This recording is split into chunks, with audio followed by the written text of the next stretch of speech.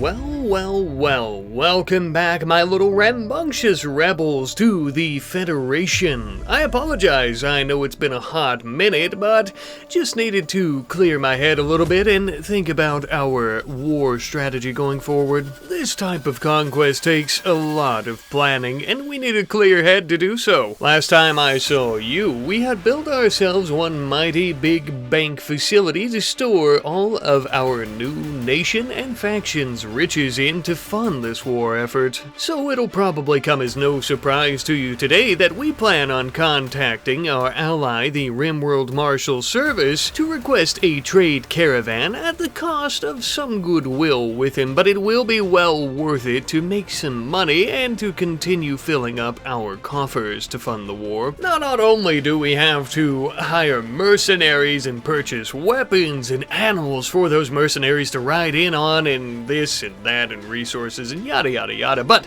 we also need to be able to fund things like a giant workshop, which we're currently building out of most of the materials that we've collected thus far, to create ourselves a place where we can build lots of weapons and armors. To be honest with you, I'm not quite sure last episode, since it's been quite a while, if this is what I was going to use this building for, but it is now.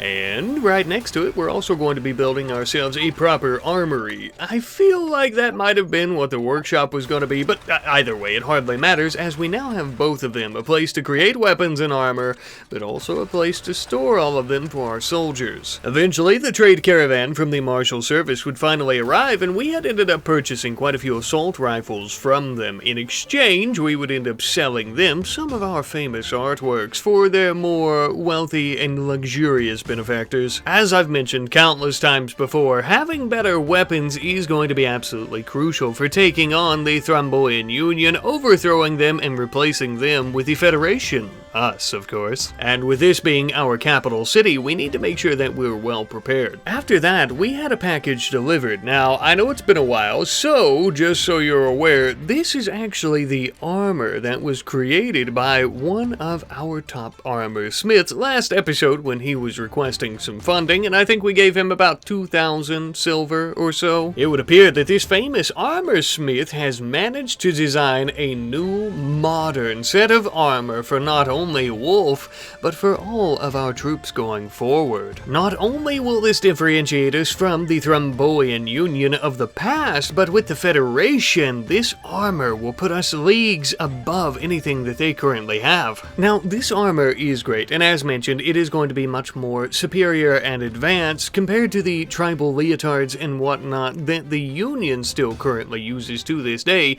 but there was one slight problem. Resources. Something that this armor requires a lot of is plasteel, a resource that we currently don't have much of, nor do we have any veins on our area here where we can mine them and acquire it. But we do have an ally in the Marshal Service who just so happens to be the world's leader in mining plasteel for their devices and electronics. Thankfully, we wouldn't even have to call yet another caravan or go out and trade with the Marshal Service directly, since so many of our settlements and villages that we've been setting up around the capital have also been trading with them.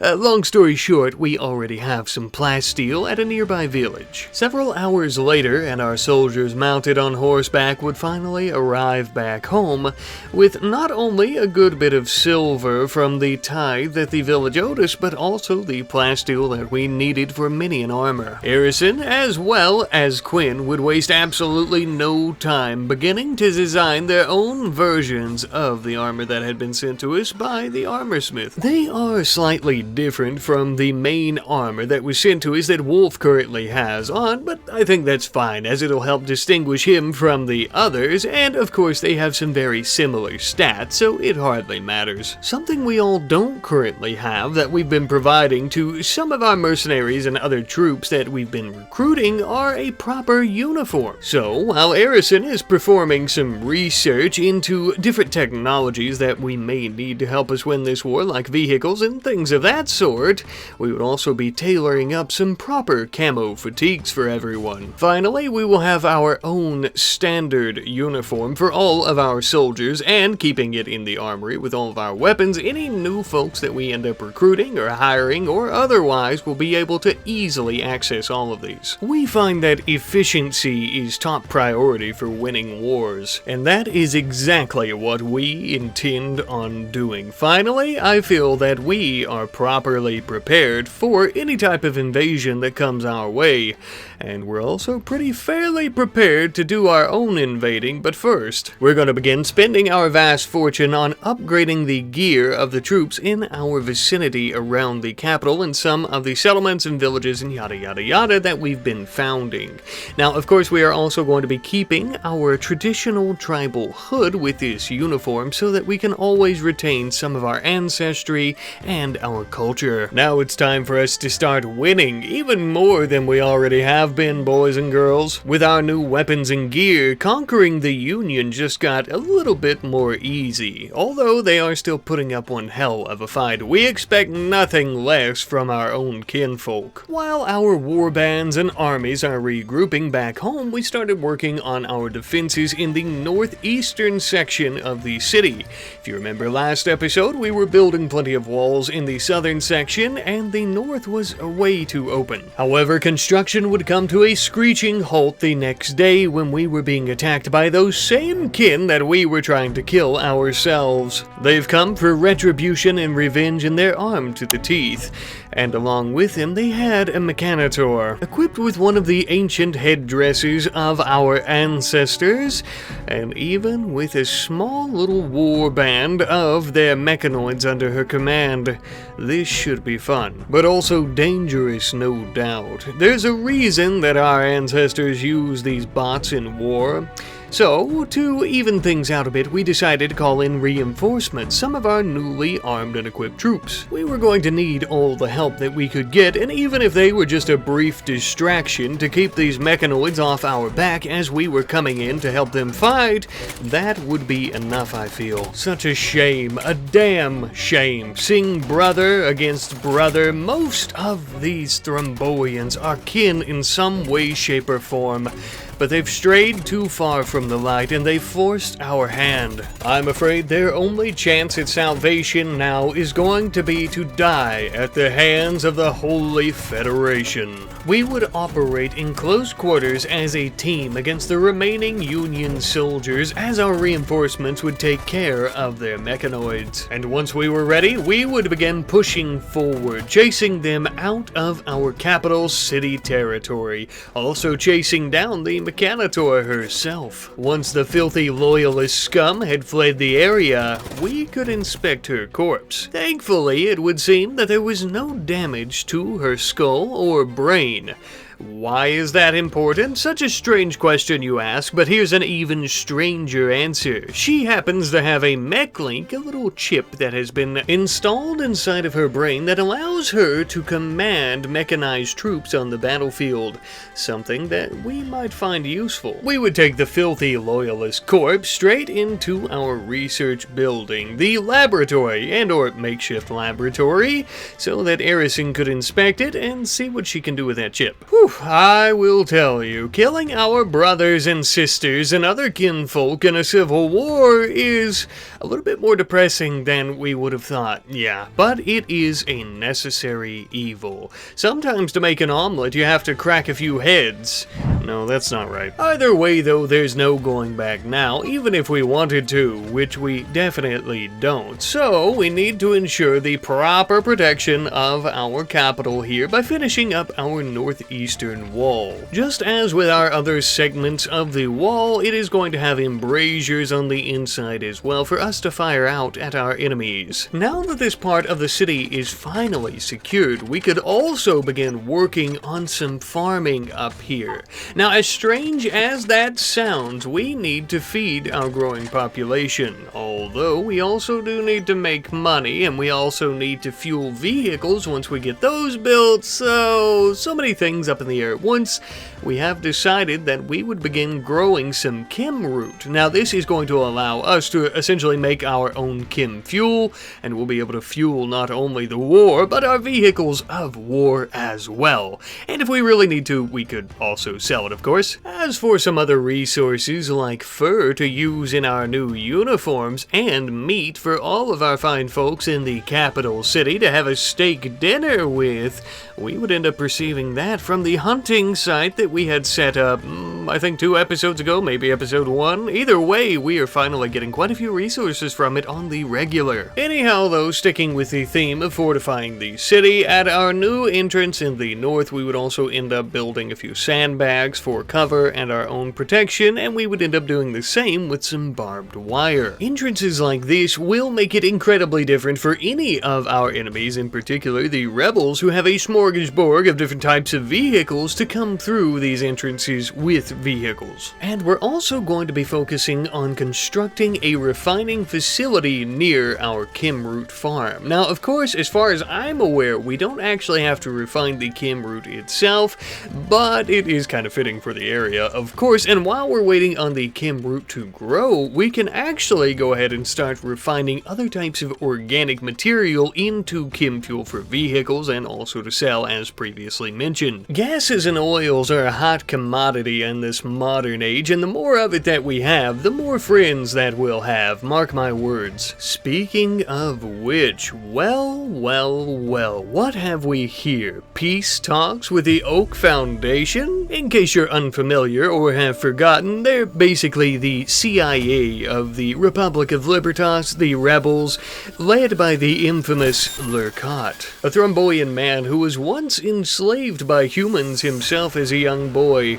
It's no wonder he is the one to speak with us. I know what you're probably thinking, screw 'em, but on the contrary, my friends, we are trying to take over the Union.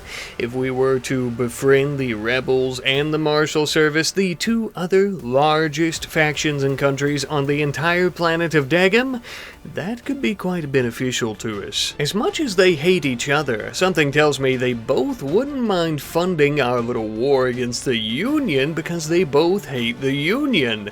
And if we're friendly with both of them and we replace the Union, I think you see where I'm going here. I told you, we would have allies. We would leave the capital under the cover of night to ensure that we weren't spotted, traveling in a very small caravan of only 3 people.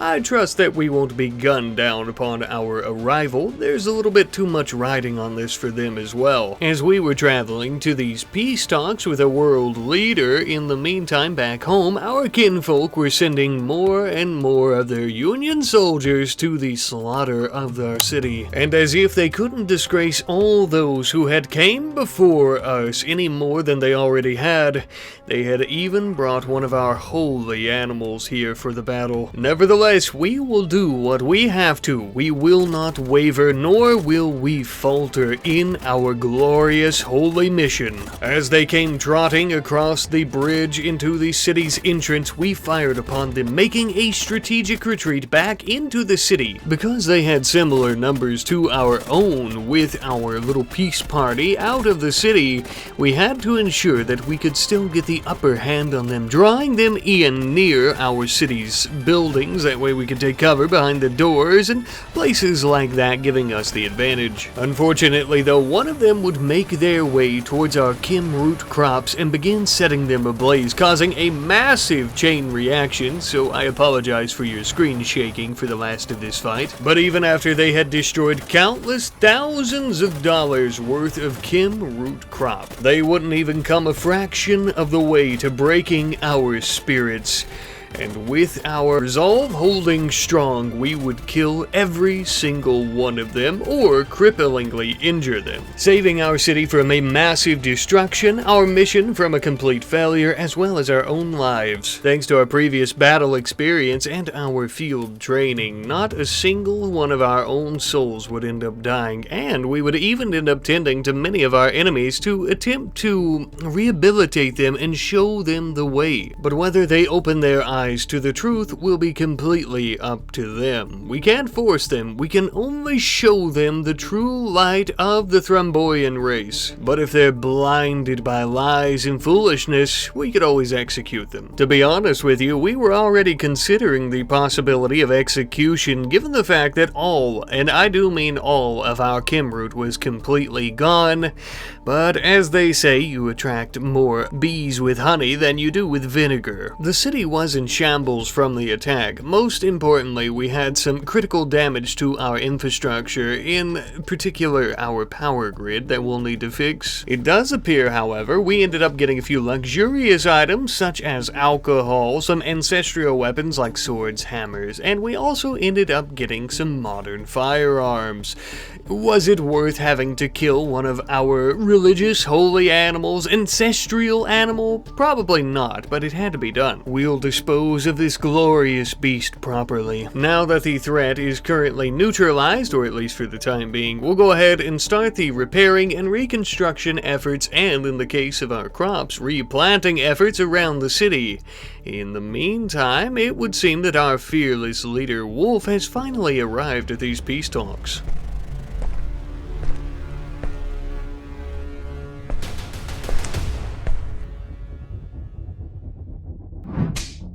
Well, now that's unexpected. Not only were peace talks a complete success, but the Republic of Libertas and the Oak Foundation are now our allies. Well, trading partners. We're still currently neutral with them, as you can see, but we're becoming fast friends, it would seem. Wolf, old boy, you're not just one of the best damn warlords Degum has to offer, but you are one hell of a diplomat, it would seem. And it looks like Arison even has quite the surprise for Wolf as well, to celebrate his successful diplomatic mission. The mech link from the brain of the Mechanitor from battle previously, I'm sure you remember. And she's even made a few modifications of her own, making installation much easier by just simply placing it into your ear. I won't bother you with the specifics and semantics of it, but just know that it was quite easy for Wolf to go ahead and take on this mech link. Now, not only do we have more allies, but we also have the capability and possibility of having our very own small little mech army at our command. This day just keeps getting better and better. To wrap things up into a nice little bow, we are going to continue working on the infrastructure and services within our little capital here. We're actually going to be building ourselves a proper hospital, somewhere where we can go once we're injured instead of our bedroom, somewhere we can actually go, other than the bedrooms once again, to try to heal a bit faster than we currently are. And somewhere we can rest after maybe having a few operations. Perhaps we get some more mech links that actually require surgery, or possibly some bionics. Something else that's come to our attention, we've upgraded our defenses on every other entrance around the city, except for at our bridge, perhaps where we get the vast majority of raids. So we're going to build some proper embrasures there, as well as some better turrets, much better than the scrap turrets that we have been using. We would also end up accepting our very first trade caravan from the Republic of Libertas. Time for us to improve relations a little bit. And this caravan would actually end up selling us many car parts. Now, as previous tribespeople who are attempting to modernize, we're not sure how to make combustible engines and all the things that are required, but if we buy these parts, we can surely make our own. With the parts and schematics purchased from the Rebels, the very first vehicle that we would end up creating, which probably comes as no shock, is a simple roadkill tank. Obviously there are much better choices and much higher tier vehicles of war, but we don't exactly have access to those or the blueprints and schematics for them just yet, so this is the best we can do for now. We had also purchased enough that we could go about making ourselves a scytheman as well. A simple transport vehicle, nothing too fancy once again. Now the real challenge begins, teaching all of these Thromboians how to drive a modern vehicle. Wish me luck. Now that we finally have some vehicles of our own, today marks the day that we finally open up and begin production of our very own chem fuel as well. We hope to be a gas capital in these lands at some point. and we're going to try to begin now, laying down the foundation and groundwork right here in this building. With our vehicles being as large as they are, and most of our city entrances only being large enough for animals and us being mounted on those animals, we also needed to construct a new bridge specifically for vehicles. But in the middle of the night, we received notification that our 2 Union prisoners, the 2 fellas we were trying to show the light to, were escaping. We began rushing to them and chasing down these dumb animals.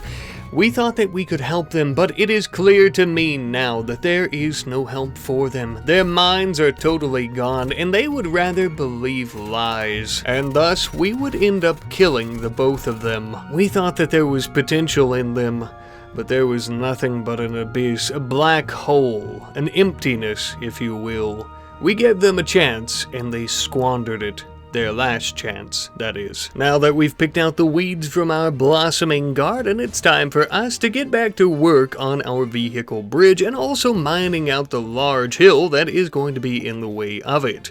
Eventually, we would finally finish this up, although it still needed a little bit of tweaking. We can't just have a big, undefended, open bridge here. We could end up having tanks roll across, and not the friendly kind at some point, so we would also end up building an automated garage door. This will give us the opportunity to choose who comes in and out of our beautiful capital. Obviously, we need that kind of leverage given the circumstances. And with that, the capital is coming along very nicely. Though we didn't really get to recruit any other soldiers to help us defend it here within the city limits, we have done a lot of work on our infrastructure and also just expanding our defenses in city in general. Speaking of expansion though, our nation has grown to a size so large that we can no longer use the radio terminal to communicate with everyone. We actually ended up having to build ourselves a comms console. Not only will this help us communicate for trade routes and things like that with distant settlements and factions like the Republic and the Marshal Service and yada yada, so on and so forth, but it's also going to help us with communicating and instructing our troops on the battlefield. Perhaps a demonstration is in order. Now that we've pumped a lot of time, resources, and money into the equipment of our troops, I think an invasion is long overdue.